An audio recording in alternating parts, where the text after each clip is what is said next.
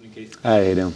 Good, thank you. Could you start with Dango Tara? Is he available for tomorrow's match? No, Dango's gone, as is Frank Onyeka to AFCON. So, yeah, we'll miss them both.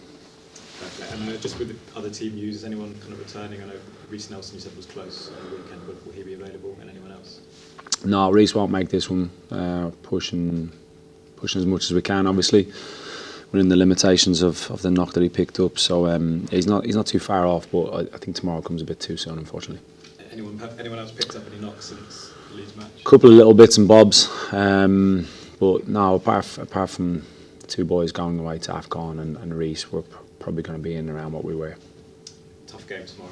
What have you made of Man City sort of this season ever since you played them? Because the games have seemed to be filled with goals, quite chaotic at times. So yeah, what have you made of them so far this season, Keith? I think they've got into a serious groove and rhythm.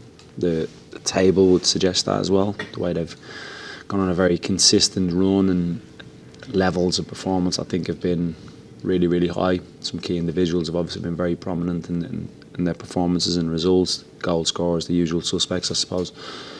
So yeah, it's obviously a very difficult game, but I think we showed when we played them here a couple of months ago that we were absolutely able to compete against teams of that calibre, and that's what the plan will be tomorrow. I guess the difference that day was Erling Haaland is the only player who's got more goals than Thiago this season in the league. How do you kind of sort of plan to defend against him this time around? Very difficult. He's a special player, isn't he? He's sometimes undefendable. You got to be on your game. It doesn't take much from me to explain that scenario to our defenders and our team as a whole, because it can't just be a single defender. It always has to be a collective in terms of service to him. Is really important. Types of service, how you position yourself as a defender against him to give yourself the best opportunity to defend those individual moments until you get some help. But he's very difficult to keep quiet because he's probably the best centre forward on the planet. He had an interesting battle with Sepp last time, Van der Berg, and in the post-match kind of interview he said that he sort of wound him up and that kind of influenced him to go on and score. Will you be having a word with Sepp if he plays this time tomorrow, just to sort of ease off on him, maybe not wind him up so quickly? Not really. I don't think it takes much for Erling Haaland to want to score goals. I don't think it really matters on the opposition defender. We've just got to focus on what we can try and control, but obviously very understanding of the strengths of all of their key players and him being one of those. What positives can you take from the game that you had here at home? Because you did have a lot of chances in that match. Thiago running through, it wasn't the only one. So was there a lot of positives you could take to kind of help out tomorrow? Yeah, I did think those positives. I've obviously watched it back this week in preparation for this game around what we did particularly well, how we grew into the game. I think we were at a different stage then as well as a team. I think we're in a better place now. What we try and do without the ball, it's a system played that day. When we play that one tomorrow, we'll see. But yeah, I felt the energy in the game, the aggression in the game, the distances that we had between units was really good. We restricted them to few clear-cut chances, which is difficult for teams of that calibre. And then you're right, we created our own opportunities that we could have and should have done a little bit better from. So I think there's always positives that you can take without trying to create a narrative around it that's not accurate. I think we did perform particularly well in the second half in that game. Just last one for me. How would you kind of assess the last three games in terms of results and form? You know, Arsenal, Spurs away, always going to be tough games, but then I guess to only get a point against Leeds, where do you kind of see the team in the last three games, Keith? I think where we are is probably in and around where I feel we should be. I think if you look at the last three games in isolation, the Arsenal game, we we played with a lot of bravery, courage, again against the top side, restricted them to very little. Again, similar to the Man City game, which I've just described. Second half, we could have grown and done a little bit better on moments, because realistically, that's what you're playing for, is the key moments, and you have to be clinical winning those key moments. We didn't do that against Spurs. We didn't play well. We've discussed that enough, and we've owned that around our performance level. That day wasn't good enough. They were a better team than us on the day and deserved that result. And on Sunday against Leeds, always felt it was going to be a really difficult game for where they are right now, and because of the performances they've had in the last couple of weeks, and really good performances against top opposition, and the confidence levels. Big part. I speak about the confidence a lot in this room and in the room with the players. It's not a tap. You can't just flick it on and off. Sometimes it flows easier than others. Leeds are in a really good place. We'd taken a little bit of a hit last weekend. I think you could see that a little bit. But I thought we stuck at it really well. Second half in particular, I got our noses in front in a tight game. Unfortunately, we couldn't manage that, and we conceded an equaliser. But overall, I was pretty content with the point. Thank you. Hi Keith, how are you? Hey, Ian. Good, thanks. Yourself? Yes, right. Big game tomorrow. Are you going to play your strongest 11? Are you going to rotate things to give people game time? I'm going to take the game as seriously as it should, which is quarter-final of a cup competition, which is pretty special for us as a club, pretty special for me. So yeah, I'll pick the team I think is right to absolutely compete to get the result that we want to get through to the semi-final, and that will be some players will play certain minutes to manage that a little bit, but it will be a team that I think is right to win. If I can take you back to when you were a player, you'd be chomping at the bit, wouldn't you, to play in a cup quarter-final at Man City to try and get to a semi-final? Yeah, I would. And you'd be disappointed if any player didn't want to play in every single game. That's the reality. We all grew up wanting to be footballers and wanting to play football, and then when they get to a level, I got to a level as a player that you just want to play, and that's the reality. That's what you've got to manage. You've got to make the right decisions, whether it becomes performance, physical, stage of the season, games coming thick and fast. But yeah, I certainly would have been wanting to play. So do you take that into consideration when you're picking the team, how you would have reacted and how you would have maybe said, listen, I want to play this. I mean, I know the Premier League's important, we've got lots of games, but this is big. Not so much how I would have reacted, but I'm very I like understanding what makes our players tick as human beings emotionally around everything they think about the game, how they react to not playing, and I think it's important to understand what makes them tick, what they're able to do physically, how they recover in between games is important. So we've built that up some of them over a number of years. Some of them deal with it better than others, but availability of players is going to be key over the coming weeks. Yeah, it's a big game for us tomorrow night. I'm really looking forward to it. Thiago is a big player for you, and he's got the carrot of the World Cup to aim for. Is that helping to inspire his form, or would he been this good anyway, do you think? Yeah, I don't know, but I certainly don't think it helps. Sorry, I'd certainly know it helps around. It can't but inspire him. He's an inspiring individual. The way he approaches everything, we love being with him on a day-to-day basis, and I think that carrot at the end of the season is a pretty significant one for him. He's very patriotic. He's desperate to play for his national team, and he's doing everything he can to try to make that happen. And we're obviously helping him along that way as well. But yeah, I think it is inspiring him a little bit. I was going to say, because Brazil haven't got that kind of player. We've got some good options, haven't they? They're a pretty good team, and Mr. Ancelotti knows exactly what he's doing. He's very aware of Thiago, and I'm sure it'll happen at some stage. You've spoken to Ben? I've spoken to Brazil, yeah, on a couple of occasions about Thiago. They've been in to meet him, so he was. I think it's pretty common knowledge he was on the long list. All right, it is now. So yeah, he's getting there. So it's not for me to tell the Brazilian manager who to pick, but obviously I rate Thiago very highly. Last one, and this is said with the maximum respect, but you've known me a long time. Sometimes I do jumble up questions and it doesn't come across like that. Is this a game where you've got nothing to lose tomorrow? Because City are expected to win. They've won this 6 times in 8 years under Pep. They're at home. They're second in the Premier League. So if you go there and win, you've achieved something. If you go there and don't win, no one's going to go, they should have won that game. Yeah, I know where you're coming from, but we've won games we haven't been expected to win so far, and I quite like that. I think there's a fearlessness around how we approach things. I will always try and take positive steps if I think they're right, in team selections, in selections in games. I want us to be that type of team. I think we are. and we'll go there in a way where we'll hope to cause some problems for them. Always respectful, certainly of teams of this calibre and managers of this calibre. But yeah, we want to upset the apple cart. I know where you're coming from. It's to the world. If Man City wins, it's probably what's expected. Life always doesn't work out like that, does it? Good luck. Thank you. Keith, Hey. afternoon to you. In regards to cups, take it back to last season, in particular Crystal Palace. Have Palace now sort of set a marker for clubs outside of what is traditionally called the Big Six, whether we agree who's in the Big Six or not, that cup success is possible, and what cup success can do to push that club further forward?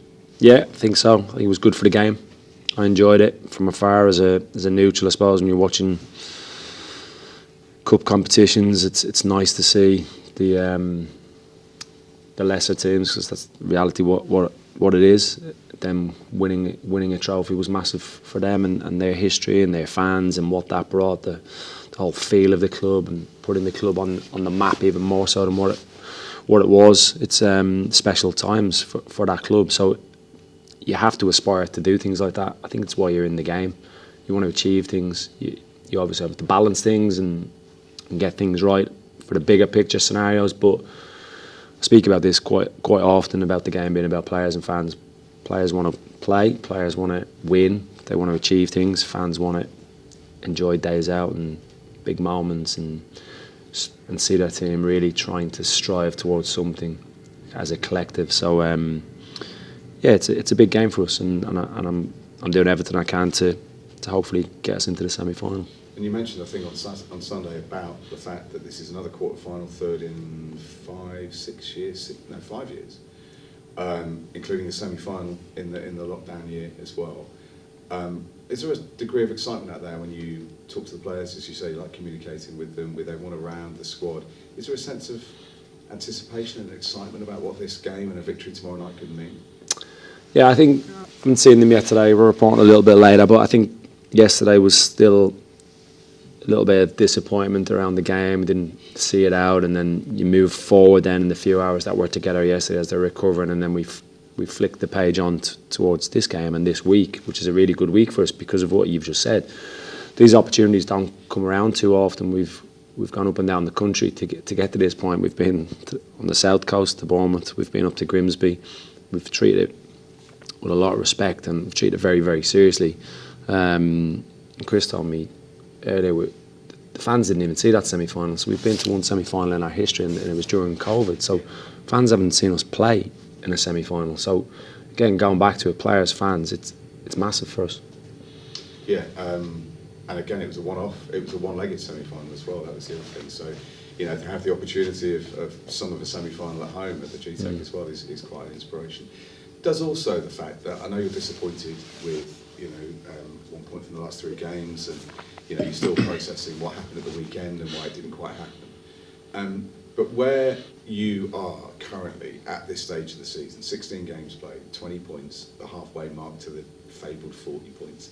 Does that also give you maybe the license to really, as you say, take it seriously? I mean, if you were in a much more perilous position as a club, as some people may have predicted, then maybe you'd have some different considerations. But where you are and what you've done so far, does that give you that license to say, yeah, we are taking this as seriously as we possibly can? Yeah, maybe. Yeah, hypothetically, we were in a different scenario. It might make me think differently. I wouldn't like to think so, but you never know where you put your chips for a certain game in a certain week. But yeah, I think we are where we are. We're pretty comfortable with where we're at. We know there's lots and lots of work to do. We weren't getting carried away with ourselves 3-4 games ago. Certainly not. Nothing's changed on that front. We work hard. We push each other on a daily basis.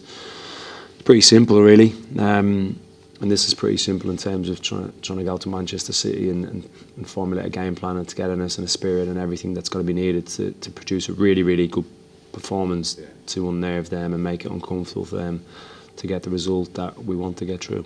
Can I ask you about Keane?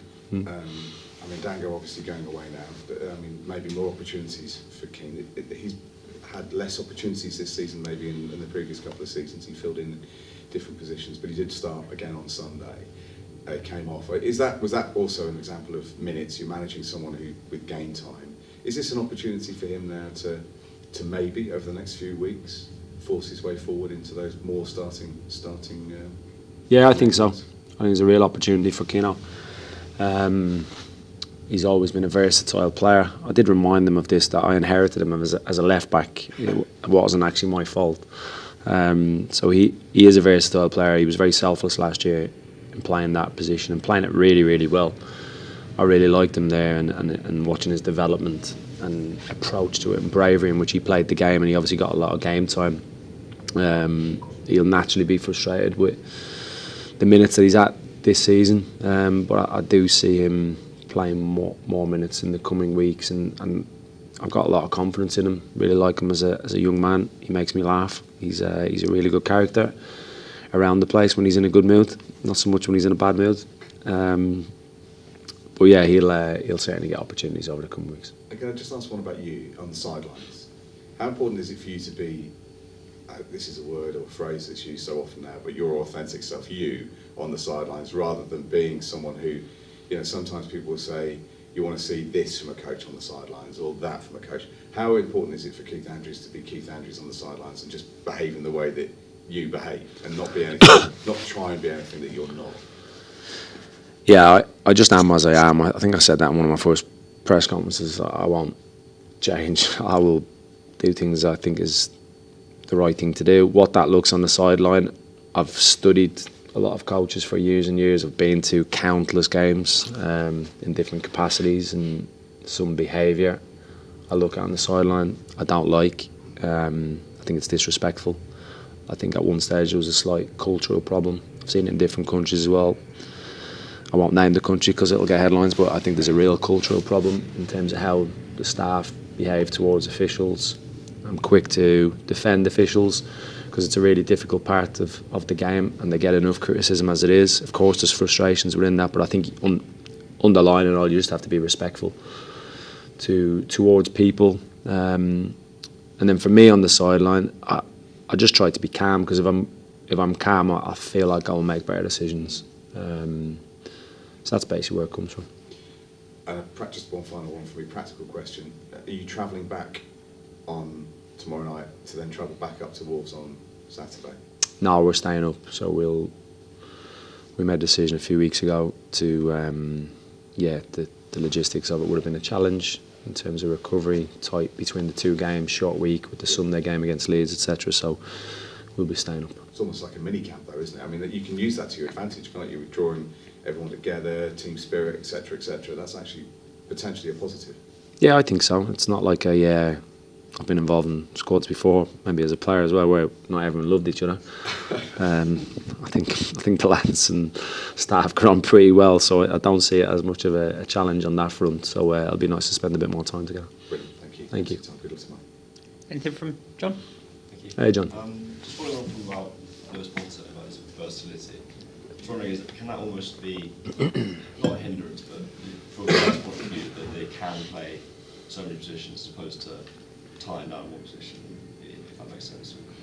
Or is that actually a big strength for them to be able to fit in? I personally think it's a strength. There's a player of mine that I have that he didn't want to play. We played a front three at the time, the team I was involved in, and he didn't want to play on the left. He only wanted to play as a centre forward. And he was a young player, and I had to explain to him that if you're able to play in three of those positions, it triples your chances of getting into the team. So I always find it's a good thing. I do get the frustration for the player that if they can't play in their favourite position. But going back to the argument, you just want to be on the grass, you just want to play football. But no, I see it as a good thing, the versatility. And then just going back to Reece, optimism last week about him potentially being involved. I'm wondering what the nature of that setback is, and is there a timescale at all when we want to see him back?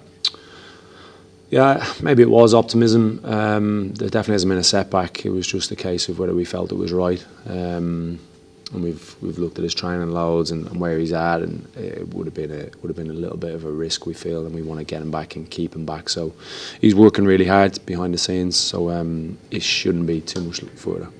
Yeah, he's clearly immensely talented player. We've seen it for Arsenal and Fulham last season. his injury record is unfortunate throughout his career. How much was that a factor when you were looking at signing him? And was it the loan? Was it kind of worth taking a chance when he is fit? We all know what he can offer. Yeah, listen, we obviously do due diligence on all players that we sign. Well aware of Reece has had a few injuries, and he just needs to find that rhythm in his game, consistency of game time, training time, and build. Because you're right, that the talent is obviously there in abundance, what he's capable of. So I've no doubt he'll be back pretty soon and play a big part for us. And you touched on players wanting to play every game, obviously, and I wanted to ask about when you leave players out of the squad, using Nunes as an example. You spoke about his development last week, wasn't involved.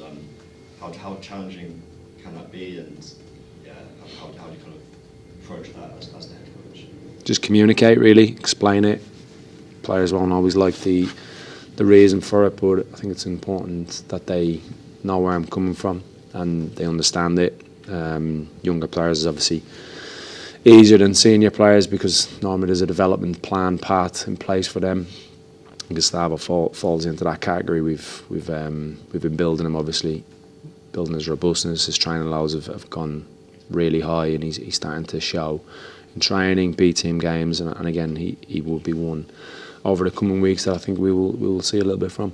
So then just one more, looking at City, Pep Guardiola obviously notorious for adapting and even revolutionising tactics. This team this season isn't necessarily what you maybe associate with him 5 years ago, say, with players like Cherki and Doku, even Haaland to an extent. Of what you made of this iteration of Pep Guardiola City? I think signs of different teams that he's had at Man City. You look, two of the players you mentioned, like Doku as an example. You go back to years ago, 4, 5, 6 years ago, when he really wanted to keep with his wingers. I think Doku falls into that category. The most dangerous dribblers in the league, 1v1 players in the league. Always has players that can play between the lines, and whether it's underlapping runs, corner runs, in terms of the structure, he'll always tweak, whether it's he builds in a 3 or a 4. But yeah, I think it's just an amalgamation of what he's always done that suits, in his eyes, the players that he currently has at his disposal.